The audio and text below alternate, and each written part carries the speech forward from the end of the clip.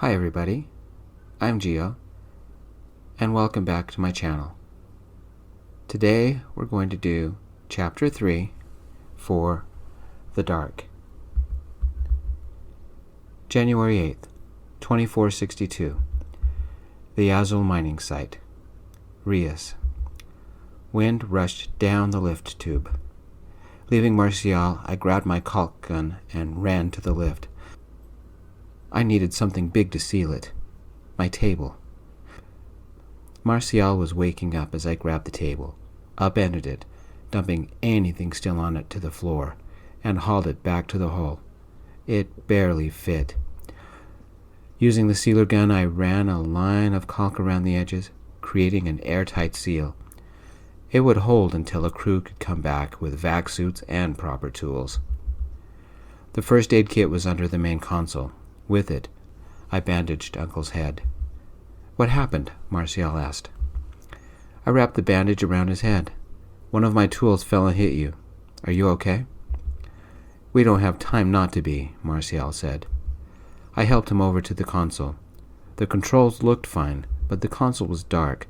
I dove to the access panel, opened it, and tightened a few connections. It lit up. "Try it now," I said. "CNC, respond," Martial said. No response. I jiggled a few wires, opened another panel and checked the boards. I tightened a board and adjusted a feed. "Try now." "Perlita," Martial said. "Martial?" Her voice only, no picture. "Oh my God, are you okay? You won't believe all the damage reports. I don't know how we can pay for all of this." I adjusted the connectors a little. A couple had vibrated loose. Reset the gain to factory standards, and adjusted the power modulator. I peeked over the console at the surviving monitor. Martial moved to another console and brought up damage reports. The screen buzzed. Then a grainy image appeared. Two people appeared. My aunt was middle-aged, dark hair, artificially colored blue eyes, and sported a hairstyle she said was the current fashion on Earth. She wore a crisp, one-piece business suit. "Perlita, settle down," Emilio said. Emilio was the administrator of Nuestra, and he's been administrator for 20 years. Dark dreadlocks streaked with gray, dark eyes, dark skin, and he wore his usual rumpled gray jumpsuit. I've learned as a kid not to make him angry. If he ever gets mad, somebody is in serious trouble. "Azul? Martial? What's your status?" I crawled under the console, tightening connections in an attempt to get a better picture. When Martial didn't answer, I yelled from beneath the console. "It could have been a lot worse," I said. Martial took a bump on the head, lift fell to level 7, atmosphere leak in the lower levels, a lot of damaged equipment. "Who is this?" Perlita said. "Where's Martial?" "I'm here, Perlita. What happened?" Martial said, shifting away from the console. "A ship crashed near you," Emilio said. "I need you to send someone to investigate until I can get a team together." I looked at the yellow suit. It wouldn't work, but one of the orange ones would. Martial took one to the head. "I'll go. Send the coordinates to my pad." "Is this Rias? What did you do to Martial?" Perlita said. "Perlita, not now," Emilio said. "Rias, I'm uploading coordinates to your data pad. Don't go alone. What about the others?" Martial leaned back to look down the passage to the barracks. "Passage to the barracks is blocked. I'll check on them and send them after Rias." I stripped down to my wife beater and briefs and climbed into the orange suit. January 8th, 2462. Ian. No matter what I did, I couldn't free my arm. The addy settled into the ground. The captain's chair shifted and pressed on my ribs with more pressure. It hurt to breathe. A tiny hiss came from somewhere. The last of the oxygen slowly leaked out of the bridge. I wouldn't make it out of this one. Guaca mewed from her containment kennel. At least one of us would live. A little power flickered to my console. I activated a diagnostic just to see how bad it was. We operated on emergency batteries. The back half of the Audi was black, non-existent. All forward sections flashed red. Most sections flashed, "Danger, no atmosphere detected," except the bridge. With that many cracks in the viewport, it wouldn't be long before the bridge also read, "No atmosphere detected." 3 escape pods remained attached. 3 of us didn't get out. January 8th, 2462, Rias. Emilio didn't need to send me coordinates after all. The debris trail stretched all the way to the Azul mines and a lot further. The gravity outside the grav network was so light I could run and jump to cover more ground. On one of my higher jumps, I looked back. The debris extended to the horizon, where the 5 domes were barely visible. I wore the light-use orange suit, though it didn't have the bulky shielding. It allowed me to move easier. Ore crates, bits of the ship, and even a few odd clothes littered the surface. Nuestra might be small, but on the surface it has a gravity of 1/3 of Terra when it should be more like 1%. No one has figured out why, because we have other things to worry about, like breathing. I hopped and jumped after the ship. There was no doubt it was a ship. Old-style starship plating covered the ground. It still took 30 minutes to reach the final remains of the ship. I paused to mourn how something so beautiful could turn into such a mess. It was much worse than I had imagined. A mid-sized cargo hauler, now split in 2 about the halfway mark. Oxygen burned from a few vents, smoke and dust hovered around it. A lot of hull plating lay scattered around, and naked conduits stuck out of the ship like broken bones. The front end was scrunched like a crumpled paper. It must not have any power, because there were no running lights. I approached from the rear, which gave a great view of the remains of the engines and reactor. "You guys seeing this? It's bad," I said. "Madre de Dios. We're getting it, Rias," Emilio said. "Be careful," another voice said. "Docks, I think." "I'll see if I can get a better view," I said. Pushing off as hard as I could, I sailed up, getting an aerial view.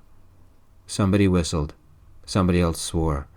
I landed beside the wrecked ship. I reached out and touched it. No hum. Nothing on it remained active. I had approached from the engines, but they were almost molten. This ship had run hard. With a few more smaller jumps, I reached the broken section and looked in. "CNC, Rias here. Can you see this?" "My God, Rias, we're a little busy for your sightseeing trips. The lights collapsed in both food courts. Get your priorities straight," Perlita said. In my mind, a crashed starship beat falling lights, but I wasn't second in command like she was. I didn't respond back, but kept sending what I saw. Somebody sighed. I couldn't tell who. "Rias, tell me the rad count," Doc said. "Datapad," I said. "Radiation level." "Red zone, potentially lethal," it said. I'm glad only I heard it, because it felt like somebody had punched me in the gut. Pursing my lips, I ducked away from the engines. "Don't approach from the engine section. Circle around to the front." "Rias," Doc said, "how bad?" "Too high," I said. "Can you get a look at the front of the ship?" Emilio said. "Maybe find a name?" "On it," I said.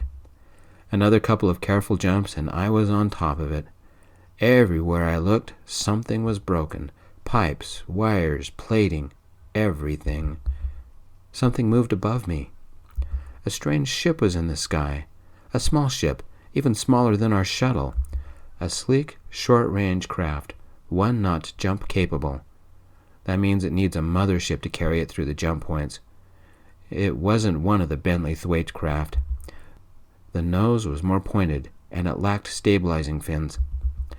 "Datapad, download image and compare with database," I said. I've seen the design before. When I have time, I can use my datapad to find out what it is. But, like my aunt had said, priorities. The ship zipped upwards, into the darkness. The side airlock was now on top of the ship, so I jumped up there. The airlock indicator flashed green, then red, then back to green again. Through the airlock viewport, a shadow moved. Removing a flashlight, I tried to get a better view. A damaged spacesuit. "Doc, someone's alive in the airlock," I said. The suit bent over, hugging itself. "I see it," Doc said. "Can you get them out?" I ran a hand over the panel. A long crack split it in two, and something sparked on the other side. The airlock didn't cycle when I pressed open. The airlock had power, but the signal from the panel did not reach it. It took only a moment to trace the circuitry from the airlock to the panel. With a screwdriver, I pried the panel off and looked inside. Bad circuit board, all right, broken in half. The only way to open the door now was with a hard open. After detaching the board, I gently touched the wires together. A click vibrated through the metal. One tug, and the airlock opened. "I'm going inside, Doc. Please advise." "Check rad level, please," Doc said. I did. "Not even close to zero. Be careful." As I entered, the other spacesuit attempted to turn. The lights on the chest display blinked red and orange, and it had a large dent in it. The faceplate had a large crack running from forehead to mouth. I pulled out the sealant and cocked it. Only a fool takes chances in space. Only a fool like me who got a bath of hard radiation. "Can you hear me?" I said. No response. "Datapad, sync and display diagnostic of the other suit," I said. An image appeared on the inside of my helmet. The suit had suffered a lot of structural damage. The person inside was lucky they still had atmosphere. I needed to bypass the primary communications, so I attached a cable to the panel. "Can you hear me?" A woman stuttered. "Where are we?" "No Esther, ma'am. Any other survivors you know of?" "Ian's on the bridge. Robinson's in atmospherics. We need to find them." She grabbed my arm, and I walked to the inner hatch. Another hard open, and we went inside. Dark. Random flashing lights. Emergency lights became a strobe of red and white. I imagined a klaxon was ringing, but no way I could hear one. Not in a vacuum. The woman tried to follow me. "Get outside. Help is coming. I'll find them." I detached the cable and walked inside my worst nightmare. "Doc, I left a woman in the airlock with instructions to go outside. She said 2 people were still on board. I'm on my way in," I said. "We'll be 30 minutes, Emilio said. "Rias, be careful." "Aren't I always?" I said. "Rias, you haven't been careful ever since I've known you," Doc said. "And I was with your mom when you were born." Turning the suit lights to maximum, I forced myself to enter the ruined ship. There were places in the mines that I would not go that were wider than this. I had to push past my fear. Lives depended on it. At least the walls weren't falling on me. "Datapad, heads-up display," I said. I had redesigned my datapad so it could sync with any system that had an AI. Like a vac suit. It was also completely voice-activated. My datapad blipped up on the display. "Perlita, when was the last ship due?" I said. Perlita answered, her tone almost like steel. "Rias, not now. Some of us have important things to do." My channel to CNC clicked off. "Hello?" I said, and somehow crawled to what was once the main corridor. "Is anybody listening?" "It's Carla. I'm piloting the crawler coming your way. What do you need?" Good old Carla. She worked in CNC along with Perlita and Emilio. She was a really good cook, and she made even better salsa. She had once been one of the food handlers in the North Dome food court. "I need information about the cargo haulers," I said. "We have 2 that make regular runs, Orion's Belt and Adi Shachar." I had my datapad scroll through plans for both. "Emilio, it's the Adi Shachar. When was she here last?" Carla said, "The Adi Shachar was here yesterday and left this morning. Emilio and the others are getting suited up. I'll let him know. Camera feed is still good. It's a mess in there. Oh, Doc wants me to ask you about rad levels again." "Stay away from the engines," I said. Right where I had been. Not a good way to start an off shift. A minute more and I passed an open door. Atmospherics.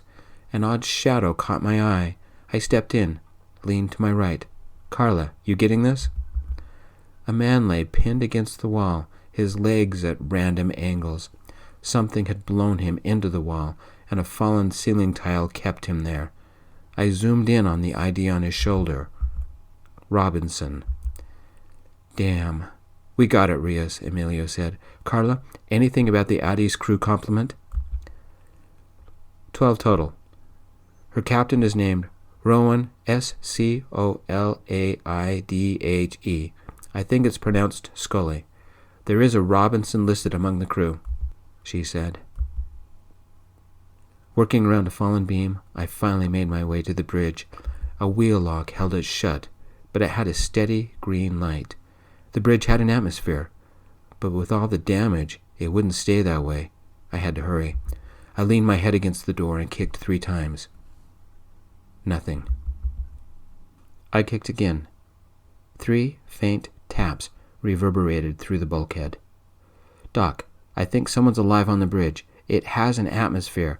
Corridor is open to vacuum. I don't dare open the door, I said. Show me the seal, Emilio said. Running the camera around the frame, I sent the video straight to Emilio and Carla. We'll need the inflatable, Carla said. I can get us in, but we won't have much time. Carla had been in salvage before she had gone to the food courts. Is there a viewport looking into the bridge? Emilio asked. On it, I said. Getting out of the main corridor was pretty easy. Pick any hole. The tricky part was finding one that wouldn't tear my suit. A pair of pliers helped bend some of the sharper pieces out of the way. One jump was all it took to get to the top of the ship and find the bridge viewport. One check on the rad level was enough to ruin my day. The yellow suits are the shielded ones. The orange ones are for light use around the colony. As soon as I got back to Nuestra, Doc would have me in medical. I hated medical. That's the final place I saw Dad's body before they took him to be cremated. His cybernetic arm is all that is left of him, and I have that on the table under my apartment window. Stepping onto the viewport put me in direct line of sight with the engines, and its rad count. Doc will yell at me for being so stupid. Then Emilio. Perlita will throw a party. I'll have to make this quick. The viewport was a maze of cracks. Datapad, enhance image, low light. With that, I could see into the bridge. One figure, pretty badly mangled, and somehow scrunched between all the debris. Another movement. A box that held a cat. I sent the image to Carla and Emilio, pulled out the sealer, and started sealing the cracks. If any leaked atmosphere, the man wouldn't survive long. Ian. 3 taps woke me. I tapped again. Nothing. Maybe I had imagined it. I tapped again. Something sounded above me. Footsteps? A shadow fell across the viewport. A spacesuit. Some type of display was flashing inside the helmet, revealing his face. A man with dark, shaggy hair. Concentrating. He peered into the viewport, pulled out some sort of tool, and traced each crack. The little hiss vanished. He was beautiful, an angel trying to save me. I kissed the CSM. Maybe it would take me home, one last time. Guaca mewed. I waved as best I could, and he waved back. Whoever he was, he kept tracing the cracks from one side of the viewport to the other, sealing the atmosphere inside, saving my life. I get to go home. Rias. It took me the entire time until the crawler arrived to seal the viewport. I gave the man inside a thumbs up, but he didn't respond. With no air meter, I had no way of knowing if the air pressure could even sustain life. I'd done what I could. I walked over to the woman in the other spacesuit. She hadn't moved. Just sat staring at the dark gray landscape of Nuestra. Attaching the cable, I heard her crying. "Your ride's here." "What about Ian?" she said. I didn't lie. He was pretty banged up, and he stopped moving. "Come on, the crawler and Doc are this way." "I want to see," she said. Datapad. Display interior of the bridge on both helmet displays, I said. I sent her a feed from my enhanced display. She would see what I saw. Carla and Doc unloaded an inflatable airlock from the back of the crawler. Emilio and another man were surveying the hole I had used to get outside. Rias, do you have something we can cut this with? Emilio asked. On it. I helped the woman down, and for a moment, a dizzy spell forced me to steady myself against the ship. Are you okay? The woman said. I'm fine. I'm going to disconnect. Can you make it to the crawler while we help your friend? I asked. I think so, she said. As soon as I disconnected the cable, she staggered to the crawler. Still leaning on the ship, I approached Emilio. Show me what you need. I took out one of my cutters. The mid-range one would have to do. I didn't bring the one for thicker jobs. Emilio took one look at me and took the cutter from me. Doc, we have a problem. It didn't take much to figure out what the problem was. Everybody wore the bulkier yellow suits, but I was in the orange suit. They were heavily shielded. I was not. Why are you wearing that one? Doc said, coming up behind me. I shrugged, but you couldn't tell in a suit. I had the other one pulled apart when the ship crashed. It might take me days to find and reorganize all the parts before I can put it back together again. Another spasm of dizziness hit, and it somehow affected my stomach. Emilio, I'll be back in a minute. Come on, Rias. Doc led me to the crawler, where the woman was entering. Both of you, strip and lie down in the bunks. We did as he asked. He pulled up a diagnostic on his datapad. Rias, it's not good. I couldn't hear what else he said, because my lunch and breakfast and last night's supper vomited out of my mouth. Thank you for joining me, everybody. I appreciate it. We'll see you next time. Peace.